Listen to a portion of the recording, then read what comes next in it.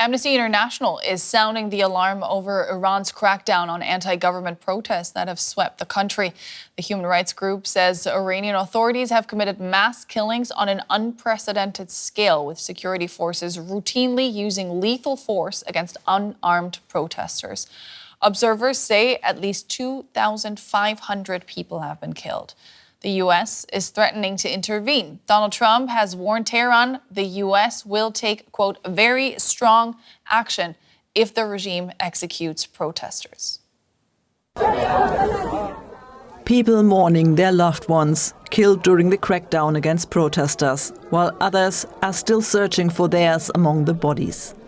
Horrific images like these from a morgue in Tehran keep emerging on social media, in this case shot by someone who says he traveled nearly 1,000 kilometers to do so. After the phone network was partially restored, some people have been able to call their families and give their own eyewitness accounts of what went on. Like this one posted on social media by a man reporting from Tehran and neighboring Karaj, who says he has personally been to the morgue. واقعا داره جنایت جنگی، جنایت علیه قول گفتنی بشریت تو ایران اتفاق میفته. اتفاقاتی تو همین کرج یکی از بدترین شباشو توی پنجشنبه و جمعه دید به خودش. واقعا پنجشنبه و جمعه کرج جنایت اتفاق افتاد.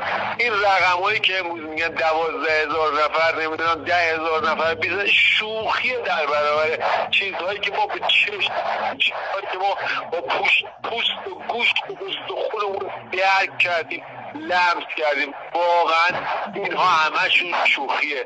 نمیشه اصلا گفت که چه جنایتی دارن تو ایران میکنن. As evidence mounts, human rights organizations are trying to confirm the number of protesters killed by the Islamic Republic's forces.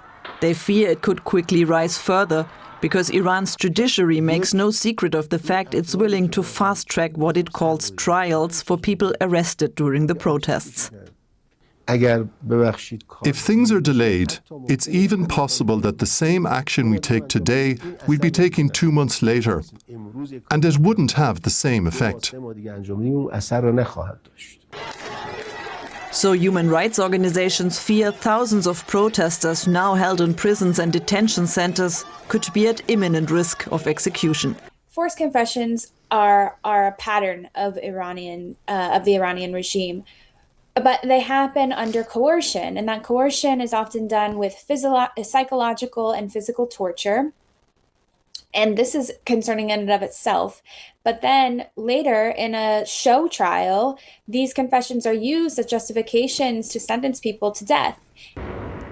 A pattern all too familiar for Iranians, who seem to be very aware of the risks despite the blackout. اگر تو چند روز آینده اتفاقی نیفته همه ایران قتل عام میشن. همه ایران قتل عام میشن. به خدا نمیخوام اغراق کنم، ولی واقعا وضعیت وحشتناک و خفقانه خیلی رفتن. واقعا فقط باید از بیرون کمک بشه. اینجا هیچ اتفاقی نمیده، با دست خالی هیچی نمیشه. Like him, many Iranians now seem to be pinning their hopes on the international community to come to their rescue. So the U.S. is withdrawing some military personnel from a base in Qatar as a precaution. Yesterday, President Trump told Iranians that help was on the way. So are these mixed signals or a clear strategy? I put the question to Alex Vatanka, Iran expert and senior fellow at the Middle East Institute in Washington.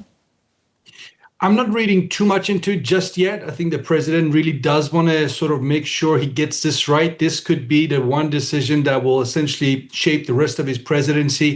If he ends up in a large escalation, a new Middle Eastern war, something he's always been against, that would be the next 3 years of his presidency. I think he knows that. He's very careful in terms of what options he has. He has many options, going back to the segment we just heard with Shirin Ebadi. He has a lot of options, from kinetic action to more sanctions.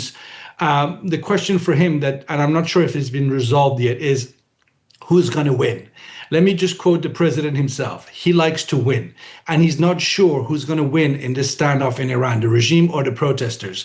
And until there is some clarity on that, it's just starting to sort of hit the Iranians is not what he's going to do just to please the many, and rightfully so, angry people. So he's being briefed as we speak. He was yesterday. I'm sure he will be so today and next few days to make sure he gets this very important decision right. You mentioned the options on the table. They're all robust ones, the ones that you named there. Is there any room for diplomacy at this point in time? 2 days ago, Washington and Tehran showed openness to negotiations, at least. Not a sincere effort towards genuine breakthrough in sort of using diplomacy to achieve something that Trump has always wanted, namely, in this case, zero enrichment in Iran. That's what his vice president is asking him to do. If you believe reports that are coming out from Washington, that he's saying this Iranian regime is weakened now, you can get a better deal from them today than you could before these protests. But look, fundamentally, the president, because again, I want to go back to something you heard from Shirin Ebadi talking about the various options, and they're all legitimate options for the American president. But he needs to make sure that, because this is going to be his war. You know, he could claim that 12-day war that happened last summer was Israel's war against Iran, that he just came in briefly for a few hours and took out those nuclear sites. But when people ask him, this president, to start thinking about killing Supreme Leader Ali Khamenei, that becomes Trump's war. And that's exactly why you have this hesitation on his part. But I have to also say this. A lot of people in the inner Trump circle are really making the point that this is a strategic opportunity for the United States to turn Iran around and basically end 50 years of Islamism in that country. Whether he's going to buy into that argument or not remains to be seen, as we know. In your opinion, how much would U.S. involvement actually help the protesters in Iran, the people who long for basic human rights and democracy? Really comes down to, the nature of the attacks. If U.S. starts attacking nuclear sites or ballistic missile facilities, production lines, and so forth, well, that's not going to help the protest movement in any significant way. In fact, you could say the regime will turn around and say, look, when we're weak, when we're fighting inside, external aggressive powers like the United States will take advantage of the chaos inside of a country. So they're going to play the nationalist card. They're going to say, these foreigners, they don't mean well for the people of Iran. They're looking after their own interests.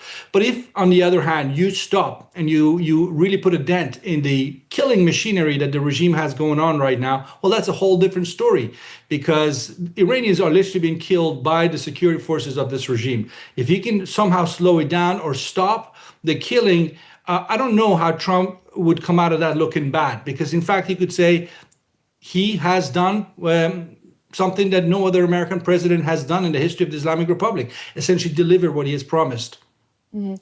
We're in uncharted territory here, but with all the options and all the question marks on the table, what do you expect to happen next here? Well, look, if we're talking about 2026, I would say right now, I have no way of knowing if these protests are going to erupt again on a larger scale in the next few hours, few days. All I can tell you is that the anger in that Iranian society is not going to go anywhere. So even if this latest round of protests are contained, the next round of protests in Iran are just around the corner. You can almost sense that they're coming. And that comes down to the question of, if the protests are contained and the United States doesn't do anything, would this be a moment for not Ali Khamenei and the leaders in the Revolutionary Guards, but the rest of the regime, the rank and file? Would this be a moment for them to actually say, you know what, we can't go through this one more time. We need to make concessions. We need to adjust our policies, both at home and in terms of how we deal with the outside world. That would be an opportunity for him. Would it be enough? Big question mark again. I mean, the protesters are not asking for small policy adjustments. They're saying death to the dictator. So there's a tall order in terms of meeting their expectations. And yet the regime is killing people en masse. And that's going to have an impact on the psychology of the protest movement. So again, I can give you a number of scenarios, but the next few days will be critical in the sense of seeing if the protest movement will stay in the streets, will go away, and obviously what the United States decides to do. Middle East analyst Alex Vatanka, thanks so much. Thank you. Well, Iranian Nobel Peace Laureate Shirin Ebadi has urged the Trump administration to take action to protect civilians. She told DW's Mitra Shod-jaie from our Farsi Service how President Trump could best help them. What we are asking for and what we want are measures that prevent the killing of Iranian people. I will mention two concrete examples of what the United States can do. Firstly, it can disrupt the state broadcaster's communications. By using jamming technology, it can interfere with the regime's television and radio towers. Just as the regime has cut off the people's communication with one another, the communication channels between the regime, its security forces, and the public should also be cut.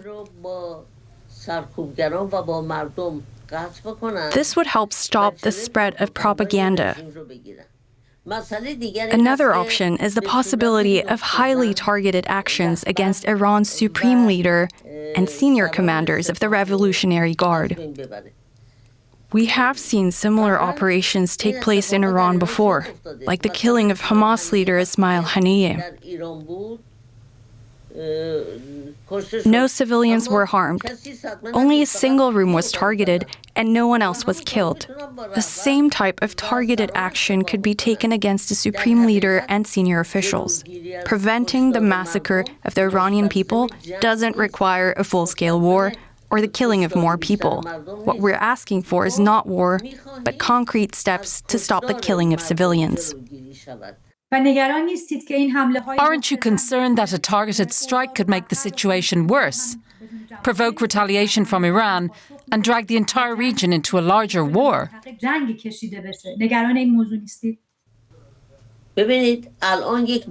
What is happening inside Iran right now is already a disproportionate war. When at least 12,000 people are killed in less than 2 days, what should we call that? Peace and calm?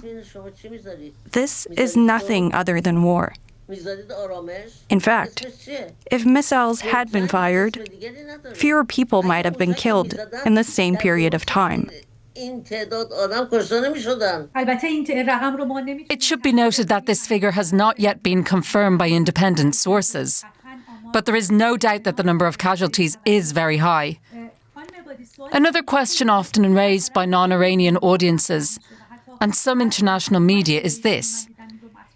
In the videos coming from the protests, fewer women seem to be visible, compared to the Women Life Freedom movement, and the slogans seem to be less focused on civil rights and women's rights. Do you see it the same way?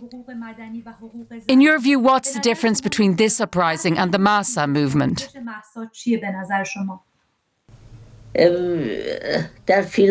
Women can be seen on the footage of the protests. If you compare the two movements, you will see that the Massa movement began with women, but the participation of men was also very significant. In fact, the number of arrests was higher among men, and most of those who were executed were men. From that perspective, I do not see a fundamental difference. Where I do see a clear difference is in the level of brutality and violence used by the government. During the Women Life Freedom movement, the regime did not escalate violence to this extent, nor did it pursue repression at this level. Today, security forces are out there among the people using military-grade weapons. They're killing civilians. It's really a full-scale war in Iran. The people are completely defenseless. At most, they carry sticks or light fires to reduce the effects of tear gas.